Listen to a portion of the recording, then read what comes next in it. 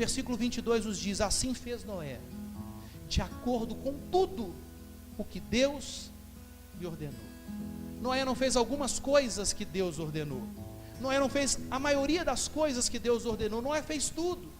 E pessoal, o texto nos mostra, a história nos mostra que para a sociedade daquele tempo, o que Noé estava fazendo, construir uma arca, falar que viria um dilúvio, falar que a terra inteira ia ser tomada por águas, falar que todas as pessoas que não se rendessem a um relacionamento com Deus seriam tragadas, era loucura, era absurdo, parecia devaneio, parecia que ele estava enlouquecendo. Mas viver com o Senhor Jesus, de acordo com a palavra de Deus em 1 Coríntios, no capítulo 1, nos ensina que as coisas de Deus são loucura para o mundo.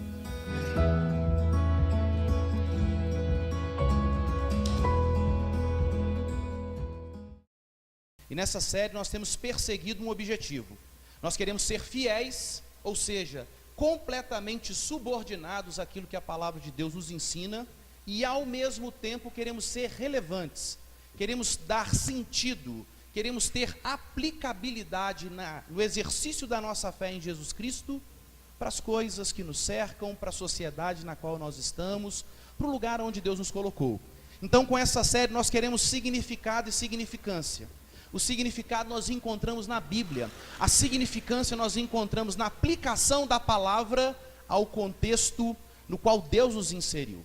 Então, hoje nós vamos falar a partir desse texto, nessa nossa quarta mensagem, sobre a integração cultural e o perigo que a integração cultural representa para a minha vida e para a sua vida, se nós queremos pautar a nossa existência em conformidade com o querer de Jesus Cristo para nós.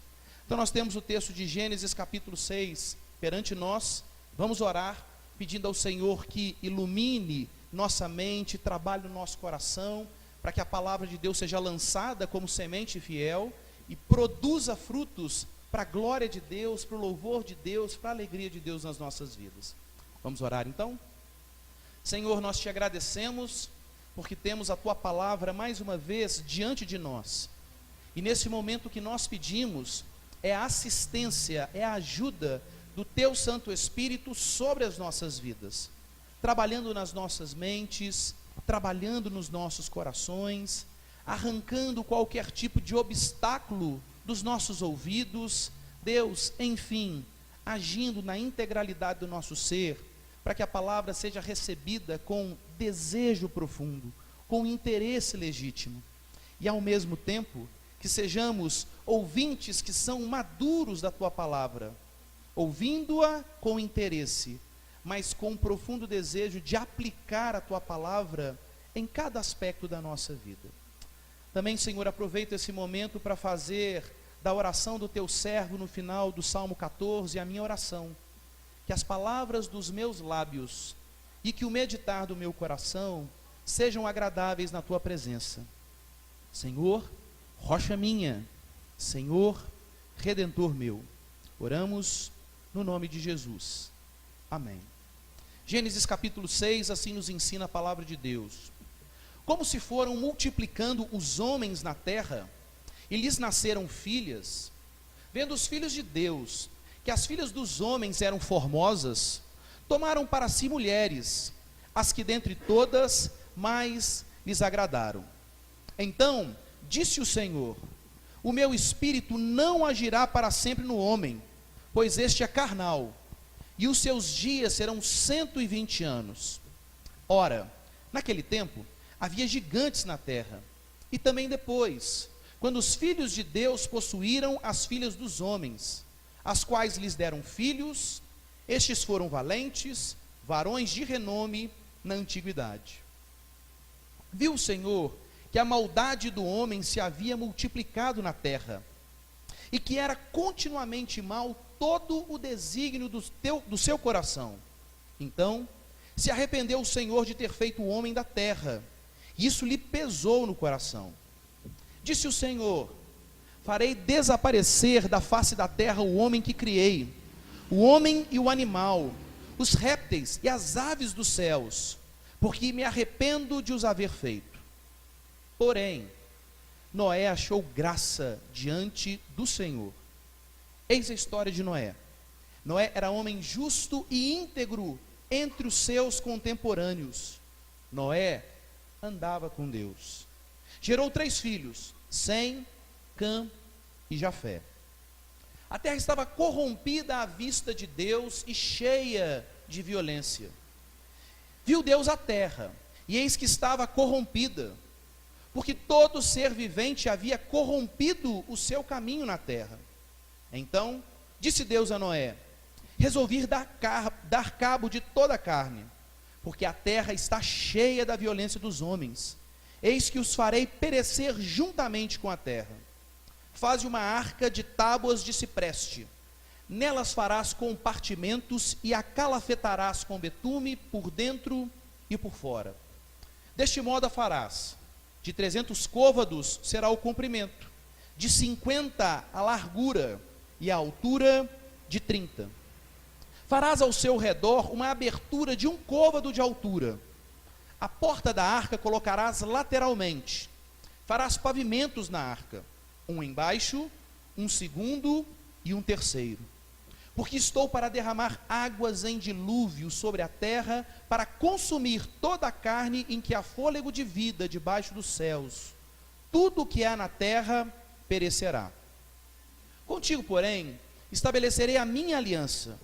Entrarás na arca, tu e teus filhos, e tua mulher, e as mulheres de teus filhos. De tudo que vive, de toda a carne, 2 de cada espécie, macho e fêmea, farás entrar na arca, para os conservares vivos contigo. Das aves segundo as suas espécies, do gado segundo as suas espécies, de todo réptil da terra segundo as suas espécies, 2 de cada espécie virão a ti, para os conservares em vida. Leva contigo de tudo que se come, ajunta-o contigo, ser-te-á para alimento, a ti e a eles. Assim fez Noé, consoante a tudo o que Deus lhe ordenara. Amém. Bom, se você é um cristão, você conhece talvez de cor essa mensagem, não é verdade? Nós ouvimos essa mensagem repetidas vezes ao longo da nossa caminhada cristã, e que bom, porque nós precisamos ouvir e ouvir novamente tudo aquilo que a palavra de Deus tem como registro para as nossas vidas. Mas se você não é um cristão, se você é contrário ao cristianismo, ou se você é apenas simpático ao cristianismo, você também já ouviu essa mensagem. Você conhece a história de Noé. A história de Noé virou, alguns anos atrás, um filme muito famoso, que foi estrelado por um dos grandes artistas de Hollywood dos nossos tempos, Russell Crowe. Salvo engano, o filme é de 2014 ou 2015. O filme se chama Noé.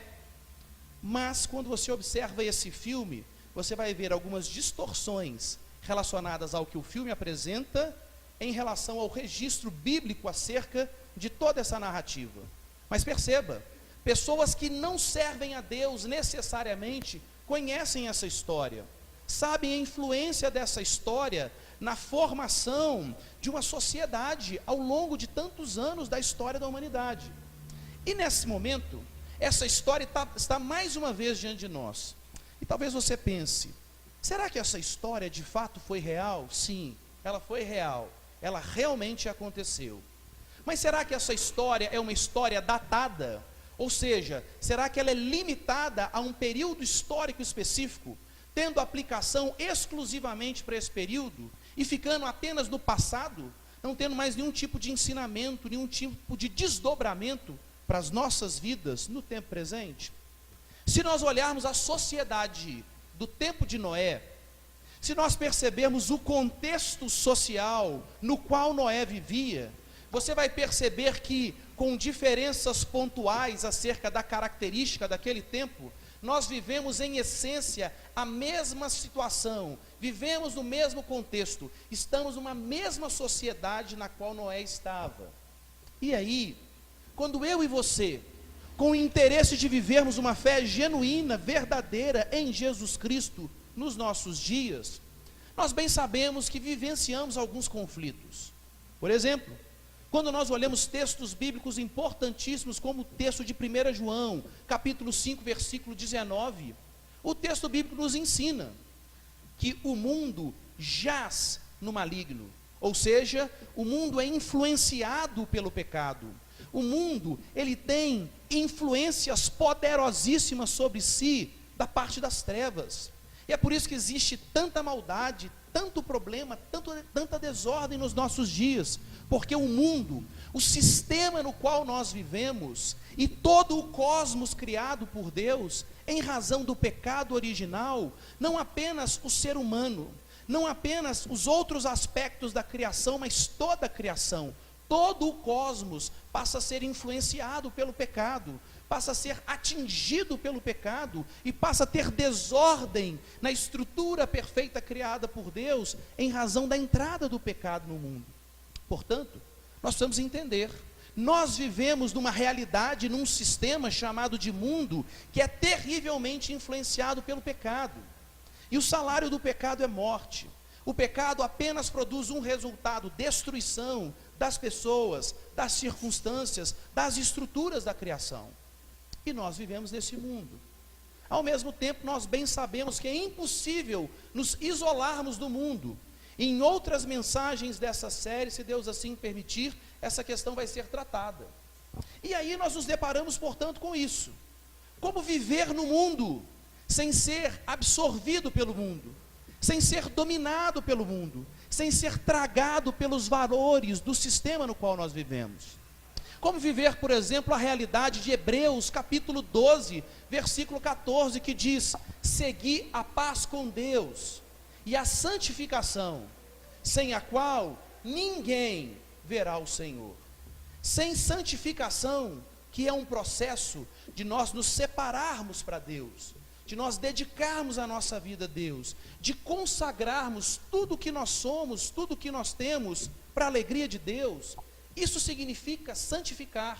A palavra santo significa separado. Alguém que é retirado de uma estrutura específica e levado para uma outra realidade com uma finalidade. Nós somos separados do domínio desse mundo, das influências do pecado. Somos separados por Deus para vivermos para Ele, nesse mundo. E aí fica o conflito. Como vivermos em santidade nesse tempo? Como não sermos tragados, absorvidos pelo contexto social no qual nós vivemos, que é terrivelmente influenciado pelo pecado? Como mantermos um padrão de santidade na caminhada cristã? Existe um sério conflito diante de nós, e o conflito é: como vivermos fielmente diante de Deus, sem sofrermos a integração cultural? E aí, algumas perguntas ficam diante de nós, diante desse conflito, diante dessa realidade com a qual nós nos deparamos. Uma delas é possível não sermos absorvidos pela cultura dos nossos dias?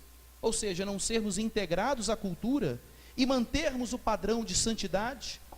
A impressão que dá é que os cristãos estão nadando contra uma correnteza que é extremamente forte, e que as forças do cristão nesse nado ficam aquém da força da correnteza.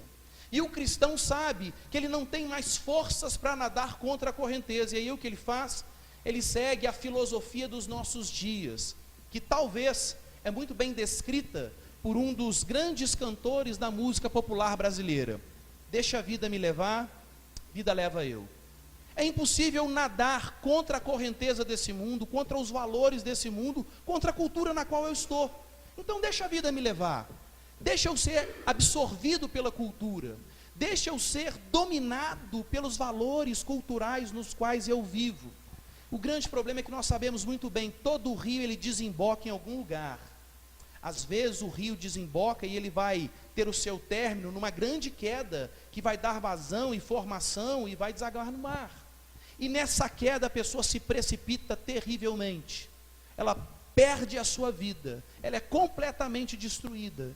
E ela pensa: realmente, é impossível nadar contra a maré da cultura do nosso tempo, completamente influenciada pelo pecado.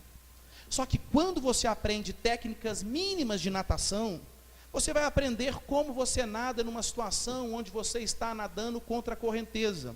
Você nada numa direção diferente, num vetor diferente. Isso faz com que você chegue à margem daquele rio tão perigoso. Isso faz com que você não seja tragado. Isso faz com que você não tenha o final da sua história numa queda que traz destruição, precipitação terrível para a sua vida. Se nós não conhecermos o que a palavra de Deus nos ensina, nós vamos ser realmente absorvidos pela cultura do nosso tempo. Mas se nós conhecermos o que a palavra de Deus nos ensina, nós vamos entender como nadar de maneira apropriada, sem sermos tragados na correnteza terrível na qual nós estamos. É possível resistir às pressões tão fortes da sociedade na qual nós vivemos, principalmente em dias tão maus, com o pecado tão claramente, tão profundamente instalado na nossa cultura? As pessoas têm o hábito de pensar, e infelizmente, esse pensamento vem entrando cada vez mais na igreja, na realidade da igreja de Jesus Cristo. Todo mundo faz, então por que não fazer? Todo mundo adultera, por que não adulterar? Todo mundo consome pornografia, por que não consumir? Todo mundo mente na entrevista de emprego para dar uma aparência a mais do que realmente é, por que não mentir? Todo mundo burla algum mecanismo de pesquisa acadêmica para ter algum tipo de favorecimento. E a gente poderia dizer de tantas e tantas mazelas presentes na nossa sociedade, e que parece que esse é o padrão normal, parece que essa é a estrutura comum, parece que esse é o valor que a sociedade aprova. E aí, o cristão vive o conflito de ser contracultural, e de entender, a despeito de todo mundo fazer, porque esse é o valor do seu tempo presente, eu sou chamado por Deus para ser sal na terra e para ser luz no mundo. Eu sou chamado por Deus para ser contra a cultura, quando a cultura afronta o Evangelho de Jesus Cristo. E aí, muitas vezes nós pensamos, será que viver em santidade, viver segundo os padrões do reino de Deus, no tempo presente, não é uma utopia? A palavra utopia do grego significa lugar imaginário, lugar que não existe, lugar ideal. E parece que a vida de um cristão no tempo presente, completamente envolvido por um mundo corrompido pelo pecado, seria uma utopia. Só que eu quero dizer para você que não é. E quando nós olhamos para esse homem que o texto destaca em Gênesis no capítulo 6, ele vive nessa mesma sociedade que eu e você vivemos, apenas num período histórico diferente. E num período diferente da progressão, da revelação e do agir de Deus na história da humanidade. Mas a característica da sociedade, para não dizer que é exatamente a mesma, é no mínimo muito semelhante à sociedade na qual eu vivo e na qual você vive. E nós percebemos que mesmo num contexto absurdo de avanço do mal, existe um porém, no versículo 8, que mostra alguém que não foi integrado pela cultura, mas pelo contrário, foi um agente de Deus no meio de uma cultura profundamente corrompida. Assim sendo, nós queremos nesse momento aprender com o exemplo de Noé e perceber na atitude de Noé qual é a atitude que o Senhor espera e capacita a minha vida para viver, e da mesma forma a atitude que Deus espera de você e que Deus capacita você por meio da ação do Espírito Santo, por meio da instrumentalidade da palavra de Deus, para que você e eu sejamos como Noé no tempo no qual nós vivemos.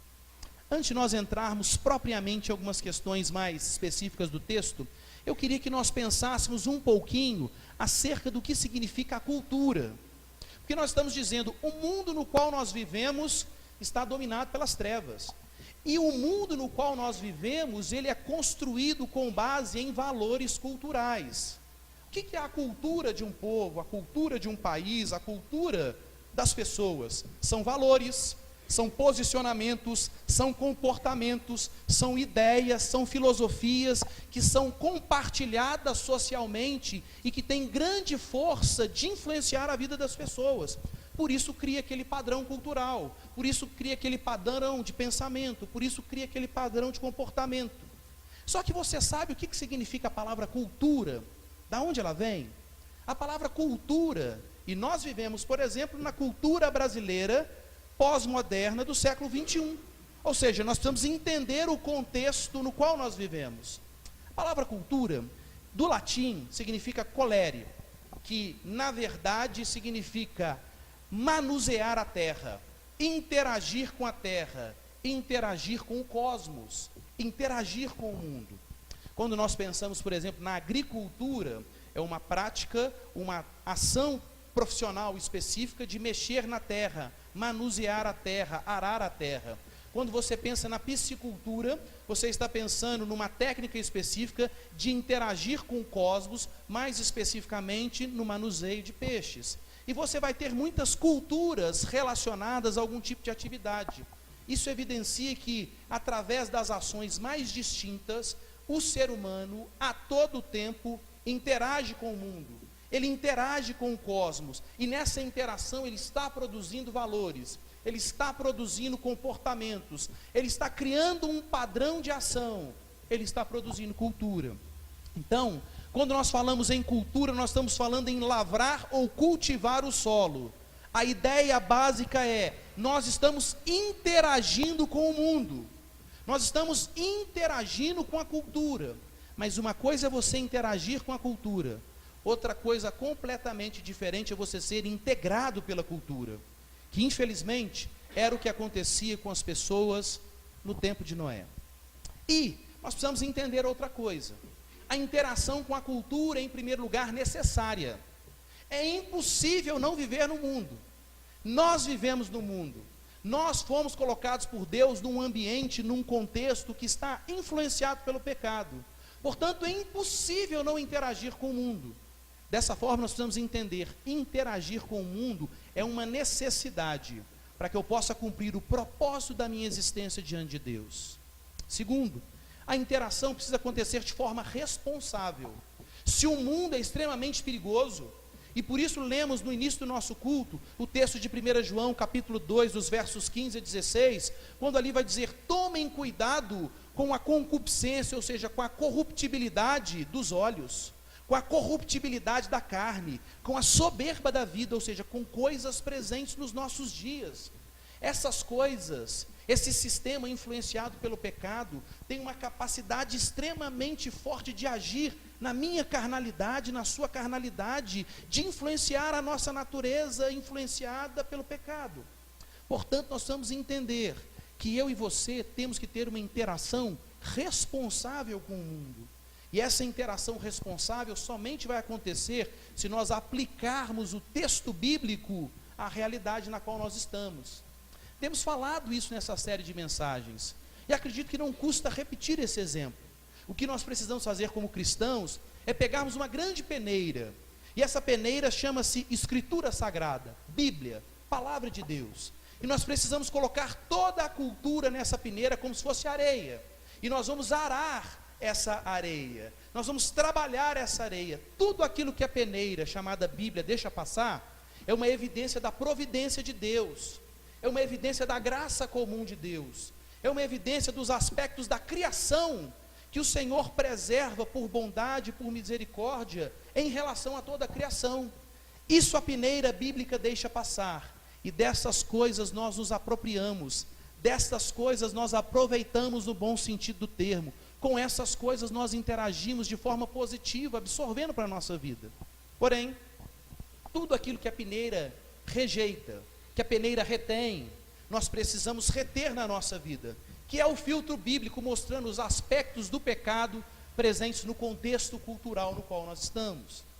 Assim, essa interação necessária e responsável vai nos levar para uma interação positiva, ou seja, biblicamente orientada, em tudo que nós fazemos, na maneira como nós lidamos com nossa família, na maneira como nós trabalhamos, na maneira como nós desenvolvemos nossas pesquisas acadêmicas, estudantis, na maneira como nós nos posicionamos como cidadãos brasileiros diante do nosso Estado, e em todas as outras áreas de atuação que nós tenhamos dentro do contexto social onde nós vivemos.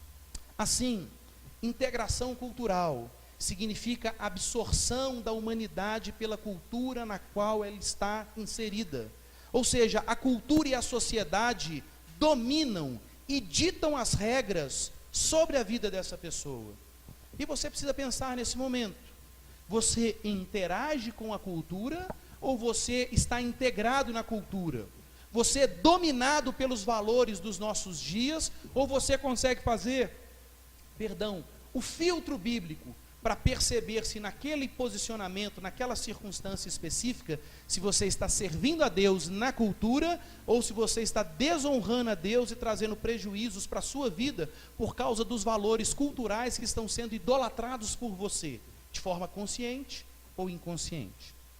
Assim, olhando para esse texto, nós vamos perceber que quando os homens tomam a forma do presente século, eles são integrados nessa cultura pecaminosa. E aqui nós precisamos citar um texto muito importante. Romanos, no capítulo 12, no versículo 2, diz: e não vos conformeis com este século. A palavra conformar ali significa, não tomem a forma desse século. Ou seja, é como se a nossa vida fosse uma massa de bolo. E aí, se eu coloco essa massa numa forma redonda, esse bolo vai sair do forno com qual forma? Unicamente redonda. Se você coloca o bolo numa forma retangular, obviamente ele sai retangular. E aí, se eu conformo a minha vida aos valores do presente século, a minha vida tem a forma, a minha vida tem o molde, e a minha vida vai reproduzir os valores contaminados pela cultura pecaminosa na qual nós vivemos. O que nós precisamos fazer? Não tomar a forma desse século. E aí, existem questões muito interessantes. Estudiosos, olha que coisa significativa, estudiosos da área da filosofia na Alemanha, no século XIX, eles estabeleceram um termo que se chama Zeitgeist, um termo diferente, né? O alemão é difícil de pronunciar. O que significa o Zeitgeist? É o espírito da época. O que eles perceberam? Toda época, todo momento histórico, existem aspectos que são mais fortes, que se sobrepõem e que ditam as regras para a sociedade naquele momento. E esses aspectos, esses valores, podem ser valores em conformidade com a palavra de Deus, só que infelizmente, na maioria das vezes, esses valores que emergem num determinado momento da história e que vão moldar a sociedade daquele tempo, são valores contrários à palavra de Deus. Vou te dar um exemplo. Qual é o espírito da nossa época? Nós vivemos uma sociedade extremamente narcisista. Por que rede social parece que faz parte agora da vida da pessoa de forma indissociável? A pessoa consegue ficar sem determinados alimentos, mas não consegue ficar sem rede social. Porque o narcisismo, essa supervalorização da pessoa, da imagem da pessoa, é viabilizada através de mecanismos como esse. Rede social só faz sucesso e só tem grande destaque por causa do narcisismo na sociedade. Não estamos dizendo que toda pessoa que usa rede social é narcisista, mas a motivação muitas vezes para que mecanismos, ferramentas como esta sejam criadas, é justamente um valor do nosso tempo. Vivemos numa sociedade extremamente individualista, vivemos numa sociedade absurdamente egoísta. E aí, por causa desses valores que emergem na nossa sociedade e que formam o espírito da nossa época, nós percebemos o porquê de alguns comportamentos nos nossos dias e porquê que outros não acontecem mais. Por quê? Porque existe o valor do século. E não vos conformeis com esse século, em Romanos capítulo 12, versículo 2, século ali não significa um período de tempo específico. Não está falando do primeiro século da era cristã, mas está falando justamente desse espírito da época, que age de uma forma profunda, muitas vezes destruindo as pessoas naquele momento histórico. O texto diz: não se conformem com esse século, não sejam integrados pela cultura pecaminosa do seu tempo. Mas o texto diz: mas transformem-se pela renovação da sua mente. E transformar ali significa, na língua original, no grego, a ideia de metamorfose, ou seja, uma transformação que vem de dentro para fora. E essa transformação acontece através de algum veículo.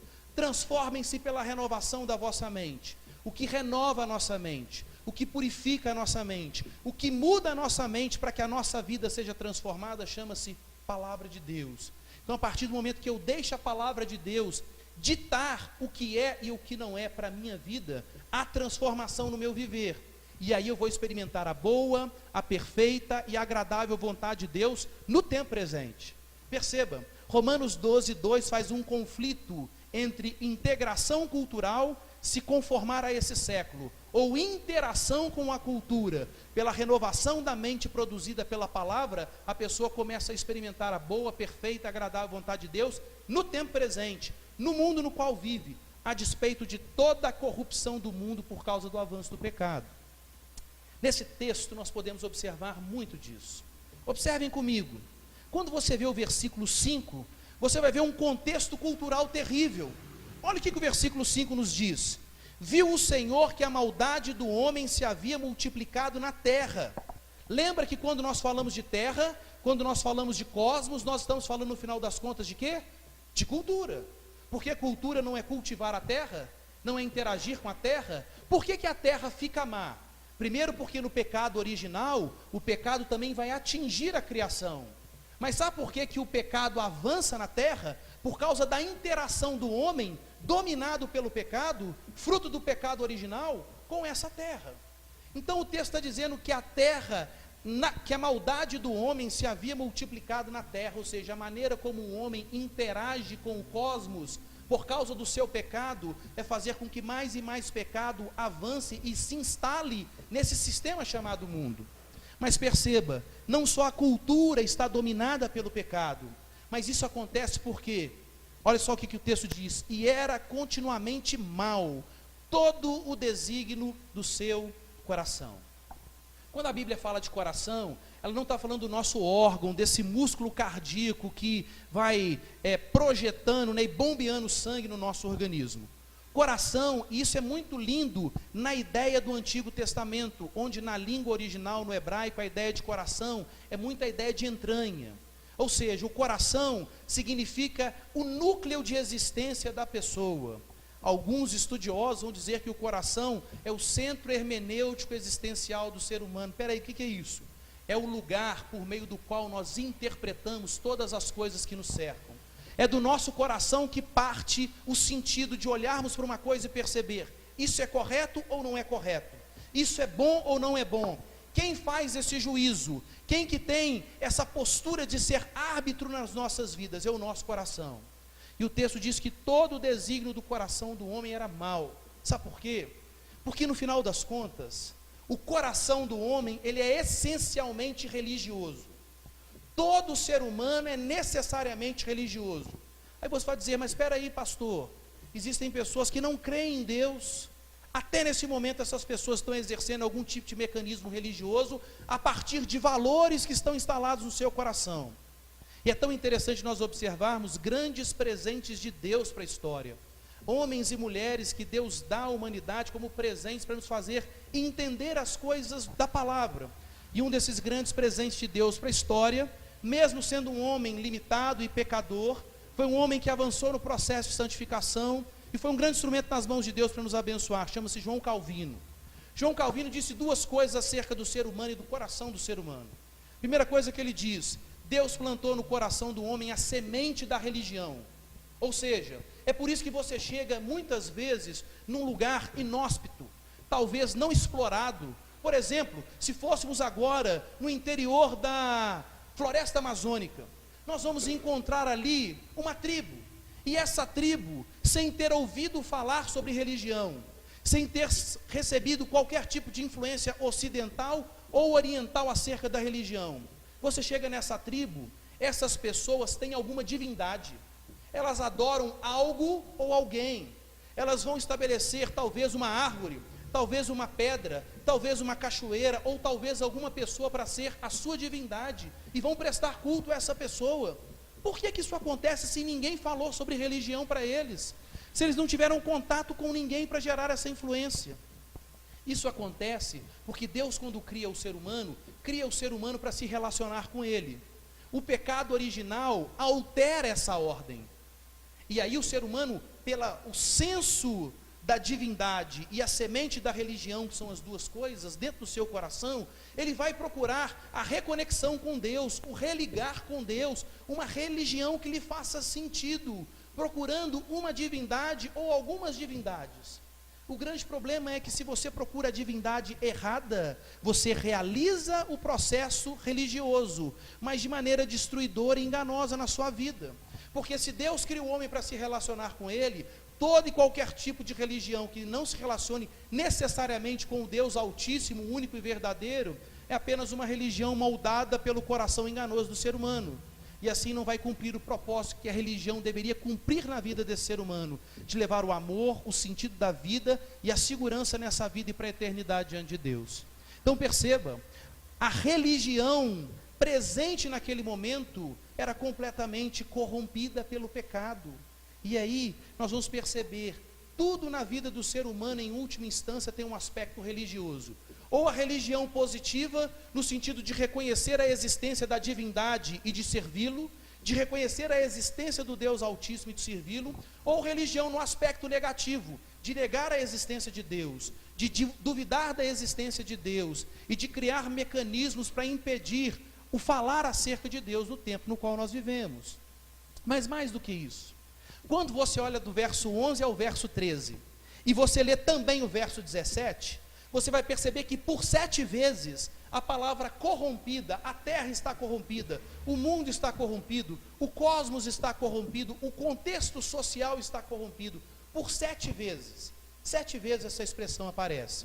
E às vezes parece que o autor está querendo ser repetitivo, como se fosse uma questão enfadonha na estruturação da mensagem, mas não.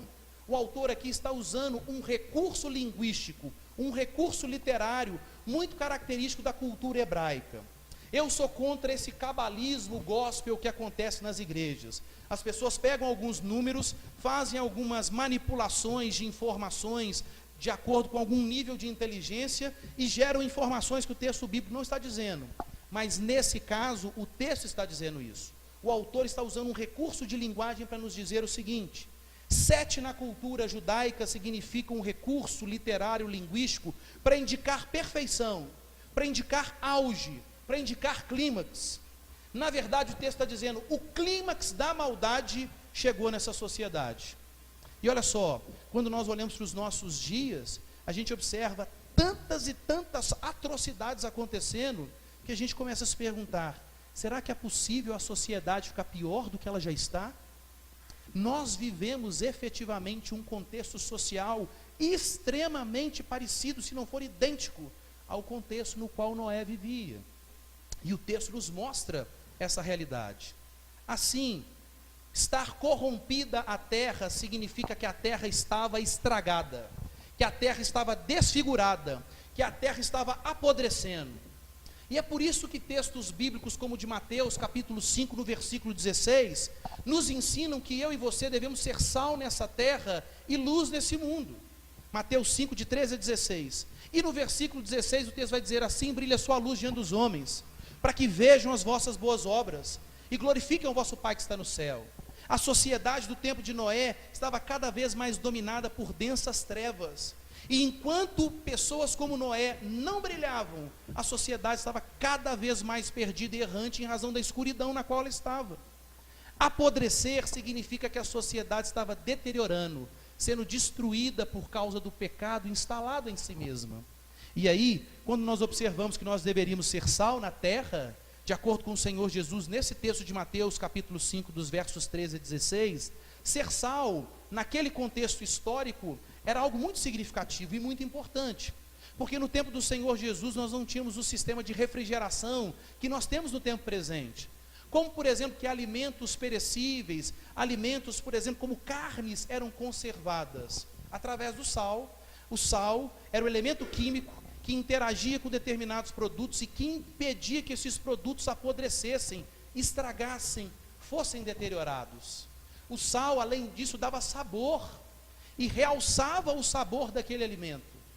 Nossa sociedade, pela falta de Noés no seu tempo, essa sociedade está cada vez mais apodrecida, cada vez mais estragada, se deteriorando em absurda velocidade, porque aqueles que se dizem servos e servas de Deus, estão sendo muitas vezes integrados na cultura, e ao invés de serem sal, que dá sabor para os nossos dias, que mostra a beleza da criação e a existência de um Criador, de ser sal que impede o avanço da maldade, o avanço do pecado, para que o nosso tempo não seja completamente destruído pelo pecado, nós que temos essa capacidade dada por Deus para não permitir a deteriorização da sociedade, muitas vezes não temos entendido o nosso papel.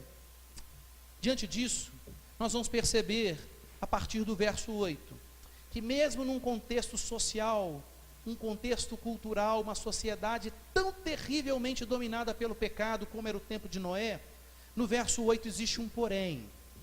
No verso 8 nós vamos perceber que Deus preserva e usa aqueles que lhe pertencem. E o verso 8 vai nos dizer da seguinte forma: porém, nesse contexto perdido, Noé achou graça diante do Senhor. E aí, o que nós vamos perceber nesse texto? Mesmo no meio de uma sociedade terrivelmente corrompida pelo pecado, Deus preserva e Deus usa um remanescente fiel. É tão interessante, se você conhece a história do profeta Elias, anos e anos depois de Noé, o profeta Elias também viveu num momento extremamente complicado para Israel, um momento dominado pela idolatria. Acabe e Jezabel reinavam com terrível tirania no meio do povo de Deus, e traziam profunda escravidão para o povo de Deus, e incentivavam a idolatria no povo de Deus, o exercício da religião de maneira indevida.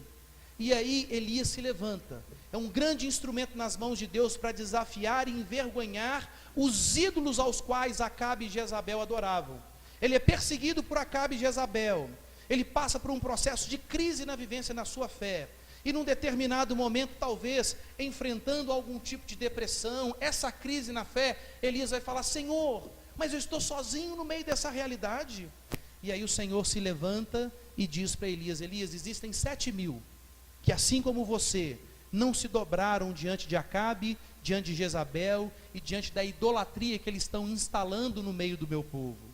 Percebam que em momentos diferentes da história, Deus sempre usa e preserva um remanescente fiel para trazer mudança, para ser contra a cultura e para levar os valores e a esperança do reino de Deus para aquela sociedade que está perecendo.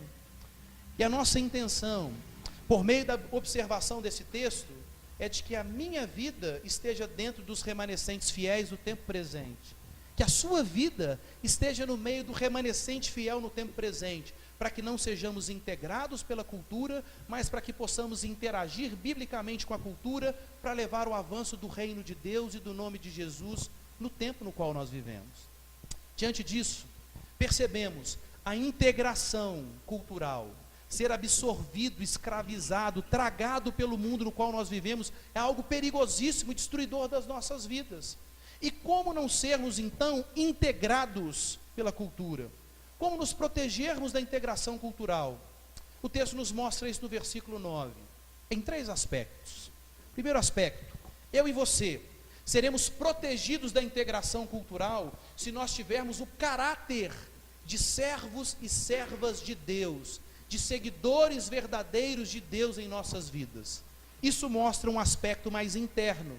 Olha o que o texto diz no versículo 9: eis a história de Noé. Noé era homem justo e íntegro. Justiça e integridade são aspectos internos da vida de uma pessoa. Justiça e integridade falam acerca do caráter de uma pessoa. Eu não sei como você define caráter, mas eu gosto de definir caráter como a característica da alma. O caráter são as qualidades que evidenciam quem nós somos de fato, não o que eu penso acerca de mim mesmo, não o que as pessoas pensam acerca de mim, mas o que eu sou de fato diante de Deus e diante das pessoas. A característica da alma de Noé era ser um homem justo e um homem íntegro. Só que quando nós pensamos em justiça, nós temos a mania de pensar: Noé era muito bom em relação aos seus contemporâneos. Só que eu aprendi com a minha esposa alguns anos atrás, ela lecionando o ensino bíblico num determinado momento na nossa igreja mãe, e ela falava um pouquinho sobre esse aspecto de justiça, e ela disse o seguinte: olha, normalmente, quando nós pensamos na nossa justiça, nós pensamos na nossa justiça em relação a outras pessoas que são o pior tipo de referência para nós.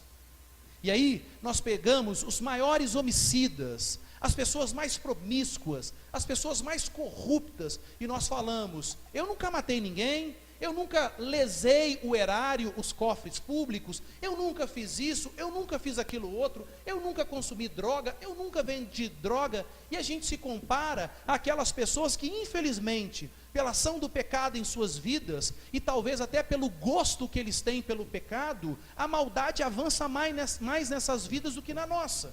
E aí a gente fala, peraí, eu sou uma pessoa muito justa, eu pago os meus impostos em dia, etc. A gente vai criando mecanismos para demonstrar a nossa justiça. Ok, diante da justiça dos homens, você pode ser até muito justo se comparado a outras pessoas.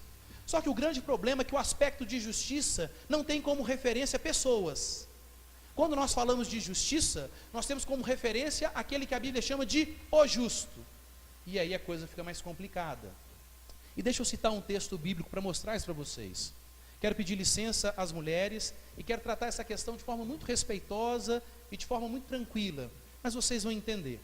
Quando nós vamos para textos como Isaías capítulo 64, versículo 6, o texto bíblico diz o seguinte: porque o melhor da nossa justiça, pensa aí nos seus mais belos atos de bondade, pensa naquelas obras de caridade que faz você sentir que você é realmente uma pessoa muito, muito boa. Pensa assim, nos seus melhores atos de justiça.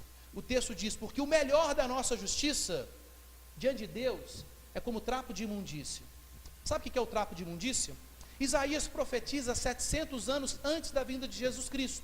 Então a gente está falando de uma distância histórica de aproximadamente 2.700, 2.800 anos do nosso tempo atual. E naquele tempo, as mulheres, para fazerem o seu processo de higienização, durante o período do seu fluxo menstrual, não contava com recursos de asseio, como contam hoje. E aí, naquele tempo, como as mulheres cuidavam da sua higienização, tanto por aspectos religiosos, por causa da questão do sangue, quanto por aspectos de saúde pública e de higiene particular. As mulheres enrolavam em si alguns panos, alguns lenços. E aí, esses lenços, esses panos, absorviam o fluxo menstrual. Aqueles lenços, eles tinham que ser, por causa da lei de Deus, mais uma vez, por causa de questões religiosas, por causa de questões de saúde pública, eles precisavam ser descartados. E aí imagine se uma mulher pega um trapo desse e fala assim, preciso enxugar a louça, mas não tem nenhum lenço. Deixa eu pegar o trapo de imundície e passar para enxugar uma louça. Eu não tenho toalha, deixa eu pegar o trapo de imundícia para me secar depois do banho. Eu consigo perceber até algumas pessoas mudando o rosto, percebendo uma situação nada higiênica, não é verdade? Aos olhos de Deus, que é o justo, o melhor da minha justiça em razão do pecado original, em razão do meu pecado particular, é exatamente dessa forma. Simplesmente trapo de imundícia. Então, Noé não era justo por causa dele, mas Noé era justo por causa da crença e da confiança num redentor, num resgatador, num libertador que viria, inclusive para a sua vida. Noé era um homem íntegro. Por quê? Porque a alma de Noé estava sendo moldada por um relacionamento verdadeiro com Deus. Portanto, se eu e você não queremos ser integrados pela cultura, nós precisamos ter aspectos internos extremamente sinceros diante de Deus. Eu e você precisamos ter o caráter de alguém que pertence ao Senhor. E esse caráter somente vai acontecer se nós aceitarmos a justiça de Jesus Cristo sobre nós. E é por isso que Jesus Cristo morre na cruz, para pagar o preço pelo meu pecado, para fazer com que eu, que era injusto diante da lei de Deus, me tornasse justo não pelos meus atos, mas pelo ato perfeito realizado por Jesus, por amor a mim. E é por causa de Cristo Jesus que a integridade do reino de Deus vai sendo moldada no meu coração. Segundo lugar, se queremos fugir da integração cultural, nós temos que ter comportamentos de seguidores de Deus, de servos e de servas de Deus. E esse é um aspecto externo. Olha só o que o texto diz: Noé era homem justo e íntegro entre os seus contemporâneos. O texto nos mostra que, dentre as pessoas da sua época, Noé era justo e íntegro. Noé tinha comportamentos, ações condizentes com o relacionamento dele com Deus, no meio da sua sociedade corrompida. Noé não tomou a forma do seu tempo. Noé entendeu como servir a Deus com atitudes, evidenciando um testemunho de pertencimento ao Senhor. Não se engane, as nossas atitudes também falam diante de Deus e falam diante das pessoas. E muitas vezes as nossas atitudes vão ser a principal evidência do fato de termos realmente um compromisso de vida com Deus, ou se nós somos apenas convencidos religiosamente, vivendo uma estrutura religiosa mecânica e muito distante do Senhor. Terceiro aspecto: só existe mudança do nosso caráter e comportamento transformado que nos permite não sermos integrados pela cultura quando nós temos um verdadeiro relacionamento com Deus. O texto diz que Noé era homem justo e íntegro entre os seus contemporâneos. Por quê? Porque Noé andava com Deus. O que significa andar com Deus? Andar com Deus traz para nós duas ideias. E eu e você somente teremos um relacionamento com Deus se, em primeiro lugar, nós tivermos intimidade com Deus. Deixa eu dar dois exemplos para vocês. Primeiro, eu ando com a minha esposa anda comigo. Muito provavelmente a pessoa nessa vida, claro, descartando o Senhor Deus, ok? Não levando em consideração nesse exemplo o Senhor Deus, que me conhece melhor do que mim mesmo e do que qualquer outra pessoa ou coisa. Mas a pessoa em vida que provavelmente me conhece mais é a minha esposa. Ela sabe quando eu prego e a minha pregação é coerente com a minha vida. Ela sabe se eu estou sendo sincero, sem cera, sem máscara, sem maquiagem na minha pregação, ou se eu estou sendo hipócrita, se eu estou vestindo uma roupa religiosa e representando um personagem, um pregador, um pastor. Por quê? Porque ela anda comigo. Por quê? Porque eu tenho intimidade com ela e ela tem intimidade comigo. Por quê? Porque ela dorme comigo, eu durmo com ela. Eu acordo com ela, ela acorda comigo. Nós dividimos a vida. Nós temos profunda intimidade. Eu ando com a minha esposa. Isso evidencia intimidade. Na minha época de adolescência, eu vou usar uma gíria da minha época aqui, que provavelmente vai me entregar, ok? Mas enfim. E a gente tem pessoas mais jovens aqui. Eu sei que a gíria vai parecer careta para você, mas na minha época era a gíria do momento. Quando colegas que estudavam em escolas diferentes se encontravam, alguém falava assim: ei, Rafael, tudo bem? Pô, cara, beleza, legal. Aqui, você estuda em tal lugar? Estudo. Você conhece fulano de tal? Se você falar assim: não, eu não conheço, você era visto de uma forma, porque aquele fulano de tal era referência. Mas se você falasse assim: eu conheço, você sabe quem é. Talvez você tinha um certo relacionamento. Mas se você falasse: o que, fulano de tal? Cara, eu ando com ele. Se você falasse: eu ando com ele, você era o parceiro desse cara. Hoje a turma diz, acho que é fechamento, não é isso? Não sei se é o parça, para você ver como é que eu estou fora da linguagem da moçada.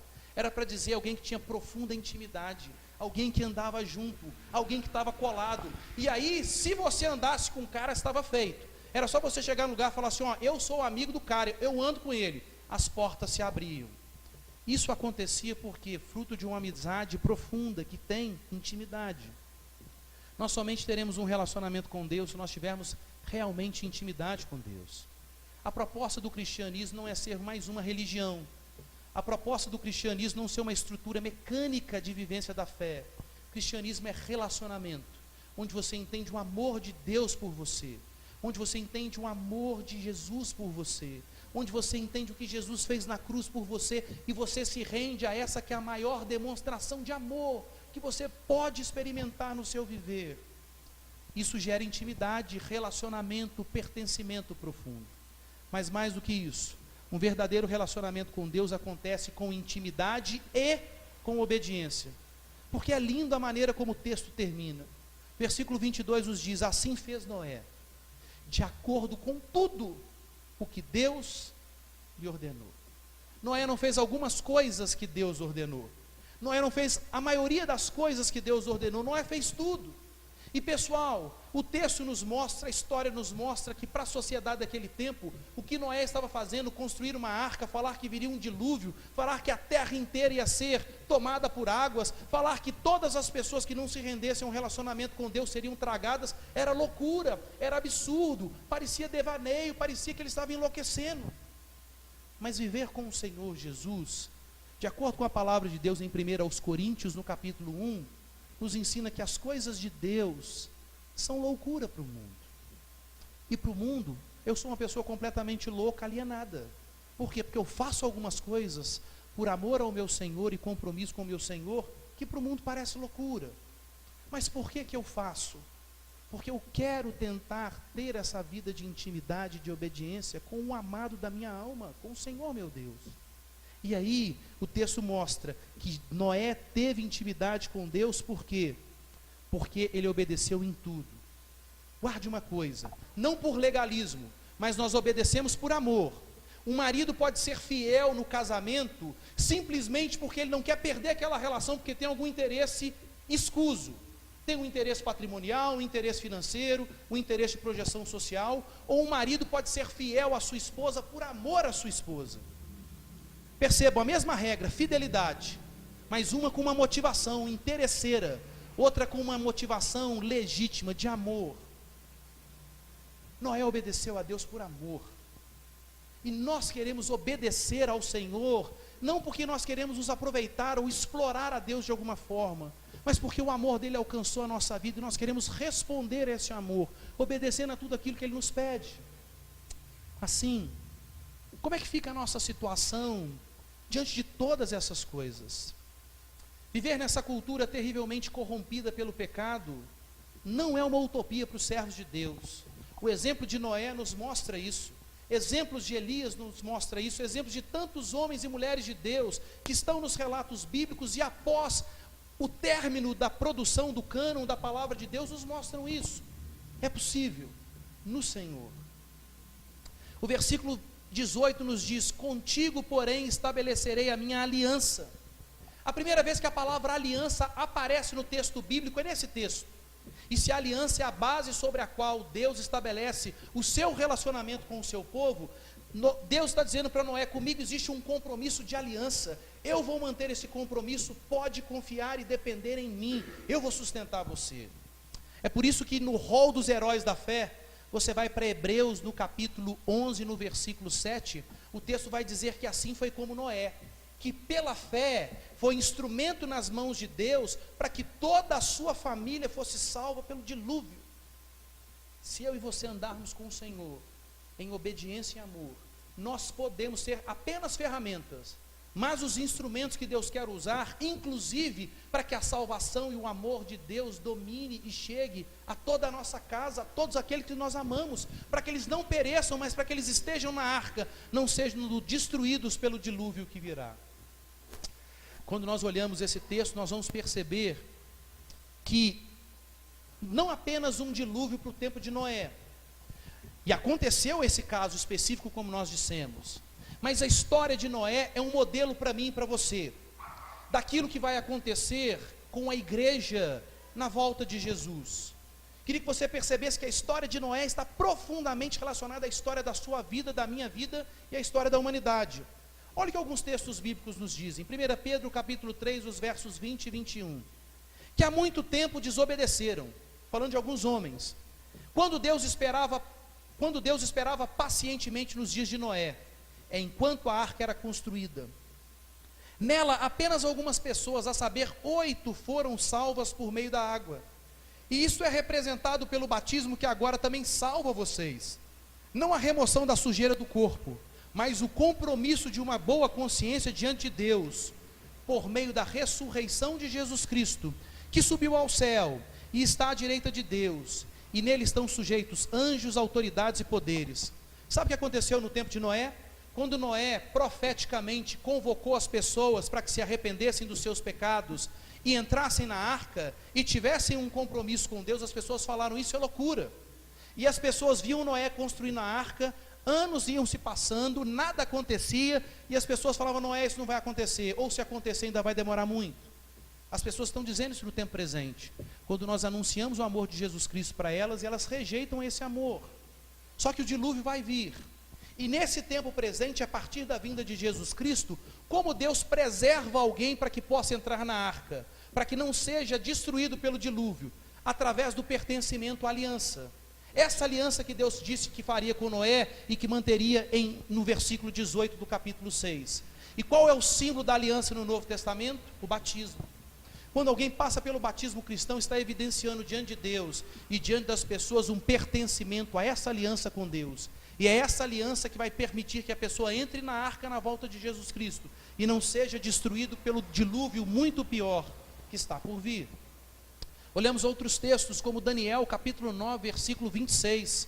Um texto profético que nos fala como vai ser a volta de Jesus. O texto diz: depois das 62 semanas, o ungido será morto, falando acerca de Jesus, e já não haverá lugar para ele. A cidade e o lugar santo serão destruídos pelo povo do governante que virá, os seguidores do anticristo. O fim virá como inundação, fazendo menção justamente à maneira como veio a inundação no mundo, no tempo do dilúvio, no tempo de Noé.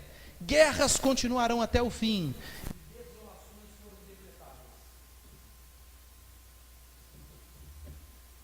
O que acontece hoje, guerras, rumores de guerras, tanta destruição, é justamente a preparação do que acontecia no tempo de Noé, e Daniel faz uma profunda inter-relação entre o dilúvio no tempo de Noé e como vai ser o dilúvio na volta de Jesus Cristo.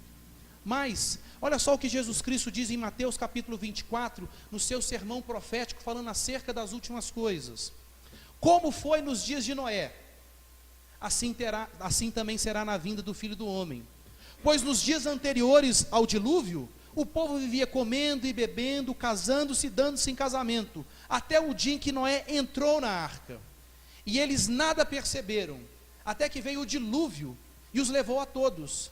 Assim será na vinda do Filho do Homem. A igreja vive a sua realidade hoje como Noé no tempo presente, preparando-se para entrar na arca, chamando pessoas ao arrependimento, e as pessoas não querem perceber o que está acontecendo.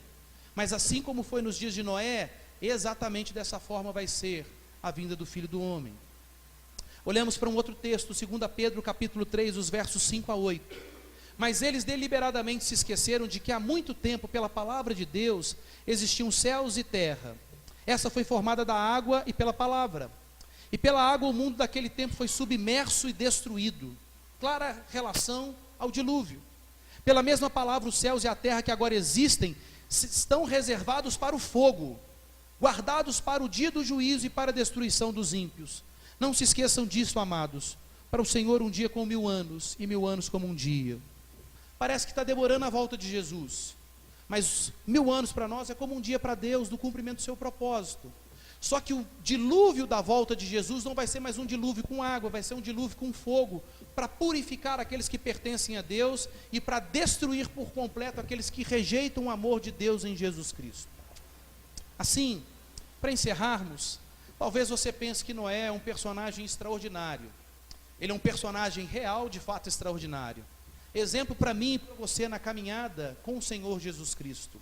Exemplo de como termos uma vida em santidade, não sofrendo a integração pela cultura, mas pelo contrário, interagindo na cultura com os valores do reino de Deus. Só que quando nós olhamos a história de Noé, eu quero te incentivar a ler Gênesis 6, 7, 8, 9 e 10, onde no capítulo 10 fala da descendência de Noé. Em Gênesis no capítulo 9 nós percebemos um momento no qual esse homem justo e íntegro deixa de olhar para o Senhor, e assim ele vai interagir com a terra de forma diferente. Noé vai cultivar uma vinha. Noé vai produzir vinho. Perceba, cultivar a vinha, produzir vinho, interagir com a terra, interagir com o cosmos. E aí Noé vai tomar uma medida desproporcional de vinho. Noé vai se embriagar. E nesse embriagar-se de Noé, Noé peca e Noé dá vazão à pecaminosidade no coração de um dos seus filhos, e ele vai ter problemas sérios no desdobramento da sua família por causa disso. O que o texto nos mostra? Mais uma vez, Noé não é justo e íntegro por causa dele mesmo. Noé é justo e íntegro enquanto ele olha para o Senhor e depende do Senhor. Mas existe algo interessante. Se você vai para Gênesis capítulo 5, versículo 29, o texto diz sobre a genealogia dos filhos de Adão. Pôs-lhe o nome de Noé, dizendo: este nos consolará dos nossos trabalhos e das fadigas de nossas mãos, nessa terra que o Senhor amaldiçoou. A palavra Noé significa consolo, descanso. Mas nós percebemos com Gênesis no capítulo 9, que Noé é tão limitado quanto eu e quanto você. Noé tem uma natureza pecaminosa por causa do pecado original, tanto quanto eu tenho, quanto você tem. E aí fica uma coisa: como é que nós vamos ter descanso? Noé traz para nós um descanso limitado e temporário. Mas quando nós observamos Mateus capítulo 1, 11, dos versos 28 ao verso 30, nós vamos observar o Senhor Jesus dizendo: venham a mim, todos vocês que estão cansados e sobrecarregados, e eu vos aliviarei. Tomai sobre vós o meu jugo e aprendei de mim, porque eu sou manso e humilde de coração, e achareis descanso para a vossa alma. Noé é uma sombra de Jesus Cristo. Noé é um descanso, um consolo limitado e temporário.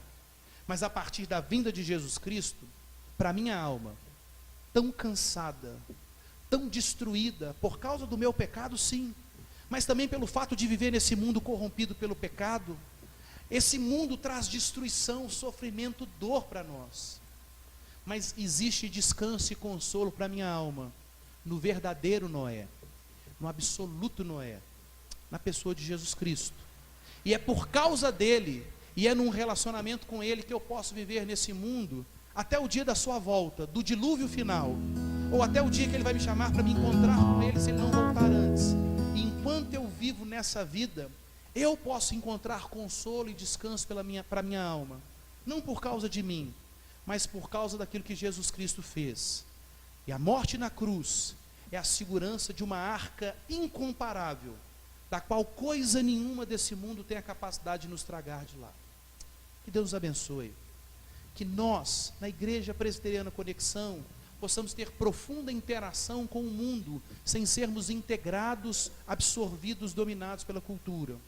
E que eu e você possamos encontrar o verdadeiro descanso e consolo para a nossa vida, que é encontrado somente no verdadeiro Noé, em Jesus Cristo Senhor.